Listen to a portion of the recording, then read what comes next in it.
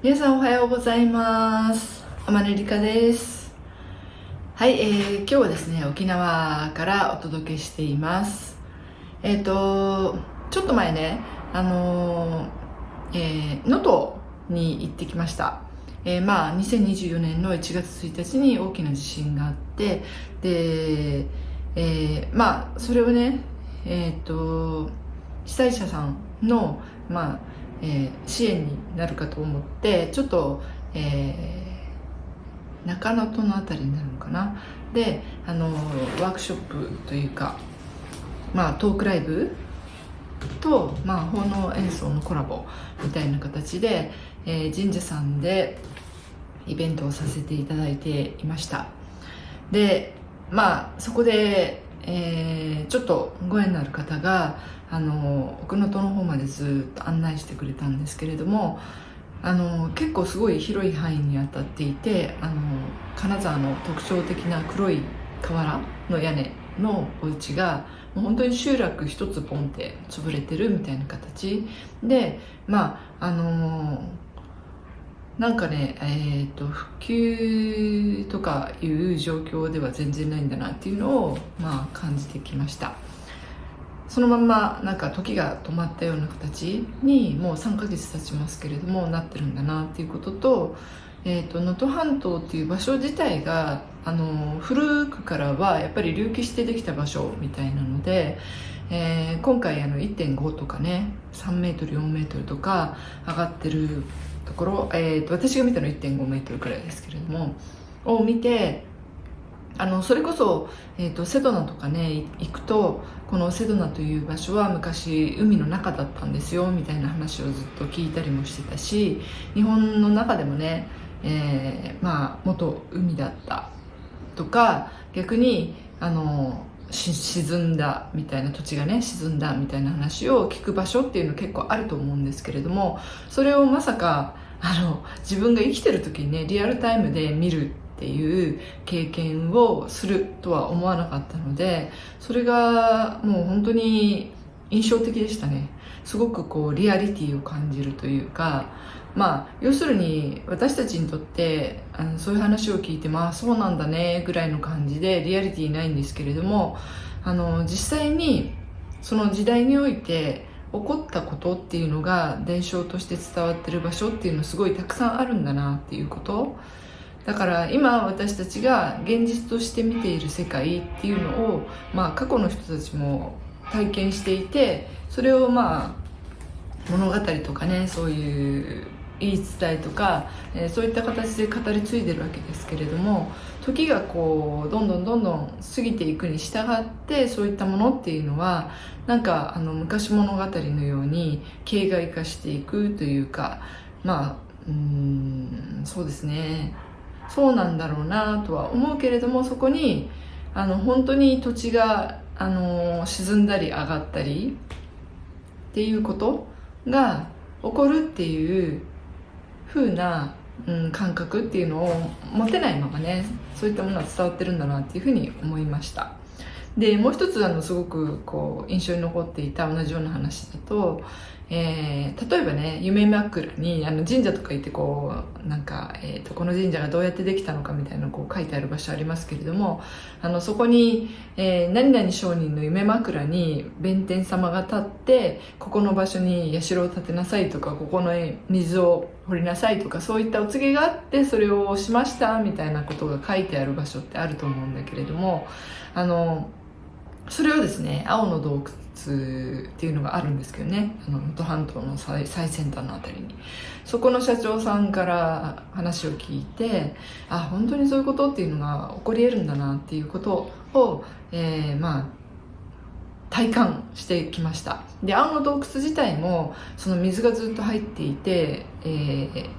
こう潮の満ち引きによって海になっていた場所が隆起していて、本当に海ではなくなってしまったっていうのがもう目に見て分かるぐらいの規模で起きているというのも見てきました。なぜかっていうと車が着いたらね向こう側から社長さんがなんか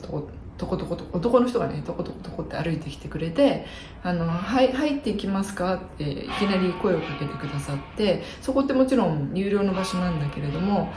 しかも地震があったからね入れると思わなかったんだけど、その方が社長さんでなんか知らないけど私たちを見つけて来てくださって、でいろんな説明してくださって、で中にも入らせていただくっていうこととかを経験しました。でなんかちょっと話いろいろ飛んじゃうんだけれども導かれている旅っていうの皆さんも経験したことあると思うんですが、そういう時にはねすごい案内人が入るんですよ。今回その能登をねずっと見て回るっていうことになったことに関しても地元の方からねご連絡があって、お連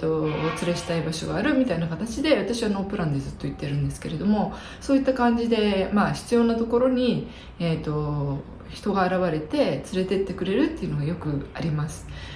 それをですね、天孫降臨の時の猿田彦さんっていう神様がいるんですけど、ニニギの御事が降臨する時に案内した神様っていうのがいるんだけど、私たちは猿田彦さんっていう風に呼んでるんですけれども、そんな形でその社長がなってくれたり、その能登を案内してくれた女性がなってくれたり、それ以外にもねその被災地のところにいたらここが実は前日にね天皇が拝んでいた場所ですよっていうところをわざわざ案内してくれたりとか、そんな感じで結構ね、地元の人のお話を聞く機会っていうのも今回いただきました。で、さっきの話に戻りますが、その青の洞窟の隆起した部分っていうのは実は、すごい古いなんか言い伝えの中にこの場所は多分ねちょっとね私の記憶が曖昧なので合ってるかどうか分かんないけど1300年以内に隆起するみたいなことが書いてあったんですって。だから社長さんは予言されてたことが起こったんだみたいなお話をされてたんだけれども、そんな感じで、それこそ私たちにとっては今っていうこの瞬間がすごく恒常的にずっと同じ状態で続いていくような気がするんだけれども、もっと大きな長いスパンで見たら本当にその途中っていうのかな、どこまで行っても終わりっていうのはないんだと思うんだけれども、その歴史がずっと続いていくその途上に私たちもいて、ここからどんな形で変わっていくのかっていうことは実はわからないっていうのが現状だと思います。でスピリチュアル的に言うと今この瞬間からいくらでもクォンタムリープしていろんなパラレルに飛んでいくことができる。だから過去も現在も未来も無数に存在していて、自分の波動域で体験しているっていう考え方があるんですけれども、私もそんな風に感じていて、だからここから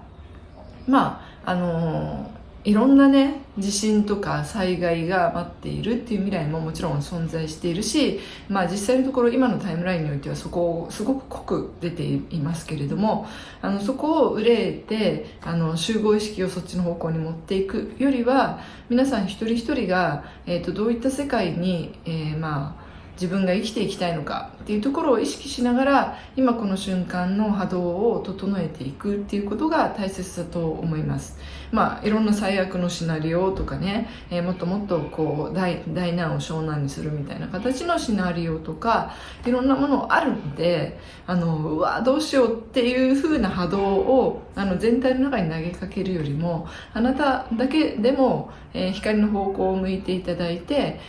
光へと向かっているんだっていう意識で生きていただけると、この集合意識っていうものが軽くなってくると思います。現在というこの瞬間はやっぱり皆さんの集合意識の合意っていうものでどうやらできているみたいなので、大きな力でねこの世界をブーンと変えるとかいうことではなく、でもその一人一人の意識がこの世界を、作り上げてるんだっていうことは間違いないので、あなた自身の生き方そのものがものすごく大きくこの、地球という、タイムライ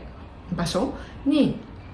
影響していくんだっていうことをもう一度確認するといいかなっていうふうに思います。で、今ですねやっぱりすごくこう宇宙意識という視点、個人的なレベルの意識ではなくて宇宙意識からこの世界を見ていこうって思えるような、目覚めた人たちっていうのがすごく増えていると思います。これを見ていらっしゃる、皆さんもね、あなたも、もちろんそうだと思いますけれども、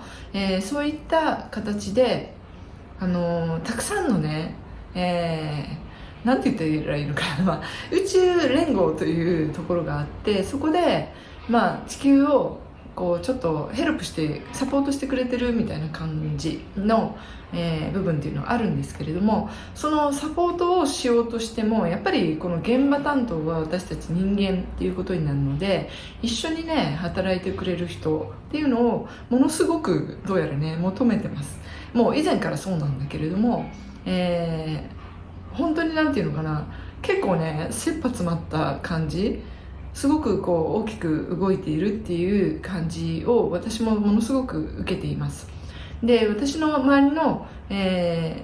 そういったライトワークみたいなものをしてらっしゃる、これはねライトワークってしようと思ってしているわけではなくて、なんか結果的にそうなってしまっているっていう人たちがすごくたくさんいるんですけれども、その人たちのところにいろんなこうあそこ行ってここ行ってみたいな形の、メッセージが入っていて、もう本当に私も結構そうですけれども、いろんなところに生かされています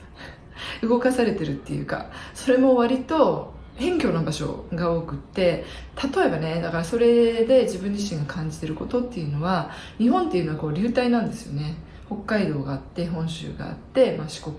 があって九州があって沖縄があるみたいな形でずっとつながっていて、ずっと行くと台湾とかね、そっち側につながっていくんですけれども、この流体が今ねやっぱり目覚めてるっていうか、すごく動いているっていうのを、皆さんも感じませんか？能登に行った時にも、白山白山ですかねっていう、こう山があるんですけれども、そこのところの金龍さんと白龍さんに会ってきてねっていうのが結構大きなミッションでした。でそこで、大それたこと何かするとかじゃないんだけれども、その場で祈りをするとか、その時に必要なメッセージが入ってくるので、それに対して、私という、人間を使ってもらうみたいな形で動いていくんですが、そういったことを皆さんもね、多分直感的に受け取っている人もたくさんいると思うので、その辺のところをですね、この流体、さっき言った流体の、もう一度こう結界を張るじゃないけれども、軸を直すっていうかね、そんなことを無意識のうちにやらされてる人たちっていうのすごく多いみたいです。で、それこそ私が沖縄に飛ばされたのもその一つだと思うし、ここからですね、結構ね沖縄の島々を巡ったりもします。そう、今の状況において島を巡るっていうことは結構ものすごく大きな意味があるっていうことを自分自身でも感じていますし、今回の能登っていうね、取ったんですよねのところ、日本の一番西って書いてあったかなの場所とか、あと、違った方は北海道の果てとかね、私もアイヌの方に行ったりもしますし、そういった感じでこうなんでしょうね、日本というその流体をこうしっかりとホールドするようなね、ライトワークみたいなもの、光立てとか祈りみたいなものをしてらっしゃる方っていうのがすごくたくさんいるなっていうふうに感じています。それくらい結構なんていうのかなあんまりね私そういう話とかねリアルに聞いてたりしなかったんだけど、結構真面目にやらなくちゃいけないんだ、真摯にそこをやらなくちゃいけないんだなって私が思うぐらいな状況であることは、間違いないと思います。はい、っていうのが、今の状況ですかね。で、そうですね、そういった、この時代に、全体で言うとね、何が起こるのかっていうことはもう宇宙的には分かってるわけですよね。そこを目指してやってきた魂っていうのがすごくこう結び合ってるっていう時代に、分かりやすく入ってるっていうふうに感じています。いろんな言い方あるので、スターシードという言い方ももちろんあるだろうし、すごくこの日本という場所にねご縁を持ってる魂ということもできるだろうし、この地球という次元を今のね、3次元第三密度ですかっていうところから、もっとね違った形の工事の意識みたいな時代に突入するために、そこをねやりに来てる人たちっていうのもたくさんいると思いますので、自覚的にね思い出していけるようなみんなが、状態になったらいいんじゃないかなっていうふうに思っています。はい、では少し、チャネリングをしていきます。まず、言ってるのが、自分自身の内なる世界に聞いてみてくださいっていうことです。外の世界ばかりを見ているのではなく、少し静かな時間をとって、静かに、耳を澄ませ、自分の内側にですね、自分の鼓動やそれこそ血液の流れてる音とかね、自分の肉体の様子としっかりとつながりながら、自分の内側にある意識っていうものを深く見つめていきましょう。それはなぜかというと、外側に向いてる意識というものはもしかしたらあなた自身の本体ではないかもしれないから。というわけで、エゴとかね、自我とかいう言い方もしますけれども、その、外側に向かって何かを求めていくという意識と、内側にただある、もうすでに分かっている状態で存在しているあなたの意識というものは全く別物ですよっていうふうに言っています。幼い頃からね人の話を聞きなさいということで育てられた人たちっていうのはどうしても外の状況に意識を向けがちになりますけれども、そこにあるものはまだ幼い、子供のような意識です。と同時にもうすでに全てを知っている大人の意識っていうものがあなたの内側には間違いなく存在していて、それは意識するのであれば丹田のあたりね、自分のこのお腹の底のあたりを意識してみると、そこにもう普遍的にある自分の、意識っていうのに巡り合うことができますよというふうに言っています。これはいろいろとね繰り返しやってるうちにだんだん分かってくると思いますので、ぜひ続けるっていうことをしてみてください。その意識に問いかけてみてください。あなたは何を今考え、この状況に対してどう思っているんですかっていうことです。外の意識がねどうしようっていうふうにちょっとわちゃわちゃしていたとしても、うちの意識はすごく落ち着いています。なぜならば何が起こっているのかっていうことをもう全体性を通して知っているから。そしてあなた自身の役割というものについても知っている。この世界が諸行無常であり、破壊と再生によって成り立っているっていうことももちろんこの宇宙意識の中では織り込み済みの状態ですので、そこに対して抵抗したりとやかく言ったりするということにエネルギーを費やす領域ではないんだっていうことを確認してみてください。全ての人たちがこの、自分自身の魂意識とか宇宙意識っていう場所にアクセスすることができるようになってくると、落ち着きというものが生まれてきます。この落ち着いた状況においてあなたが何を選択するのか、要するに状況というものに翻弄されるのではなく、その変わらぬ状況の中であなた自身が何を選択していくのかというゆとりがあなたの中に生まれていきます。そういった人たちがたくさん増えることによって、未来予想図というものを描いてそこに向かっていくという状態での集合意識を作り上げることができるようになってきます。それはね、すごく全員がそれをいきなりやる必要がなくって、その有志だけでいいんですよね。そこにたどり着いた人たちの意識がこうバーって集まって、そこに大きなエネルギーを作り上げるっていうのを今見せてもらいました。そこに集中していく意識が強くなればなるほど、その世界というものはこの世界の中で、顕現していきますので、実際にそういった人たちが集まって、そういったビレッジを作ったり、共同体を作ったりというそれこそ、縄文の時代に小さな村々がやっていたような意識の状態で、この命っていうものを、思い切り生きる、使い切る、楽しむという意識状態がみんなの中で生まれてきますよっていうふうに言っています。ここがすごく重要なことで、メカシケディ、多くの人たちがそれを発信するようになってくると、次の段階にいる人たちの目覚めというものが起こってきます。メカシケディ、この目覚めっていうものはそれこそ波紋が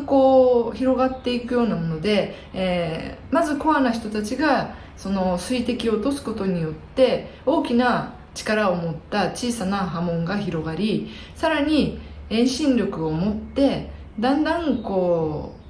なんていうのかな、大きな絵になって広がっていくということが起こってくるんですよっていうふうに言っています。その中心となる人っていうのを私たち宇宙連合は今とても求めています。この意識状態に入るために必要なことというのが、自分自身の本心というものにつながることです。この時代において言霊や行動というものと自分の内なる意識というものが合致していることっていうのがすごく大切で、自分が何をしたいのかっていうことを理解しないままに、ただもうそれこそ漂うクラゲみたいな形で、動いているという状態においては、そこにさっき言ったこのコアなパワー、ポチンと落ちるその水滴が持っているような、力とか質量というものが集まってこないんですよっていうふうに言っています。そしてこの、表と裏の自分のエネルギー状態が整い一致していくことによって、そこに重力が生まれ、同じレイヤーに住んでいる人たちがどんどん集まってくるということが起こります。波動の法則とか類友とかね。それによってあなたは自分自身のやっていることを確信し、喜びを感じ、それこそこの地球にあなたがなぜ生まれてきたのかっていうことを思い出すことができるでしょう。その第一歩の最初の段階というのが、自分自身との目覚め、要するに自分とつながるということですよっていうふうに言っています。そこからね生まれてくるいろいろなことについては、もっとお話したいことはあるんだけれども、とりあえずね、まず第一点、そこから始めてみましょうということを言っています。あなた自身の軸がしっかりと立ちます。そしてあなたが強くなってきます。それがもう一番大切なことだし、あなた自身が宇宙の根源と地球というものとしっかりとつながるということができた時に、そこに柱が立つんだっていうふうに言っています。なので、日本中にそういった形でね、自分自身を、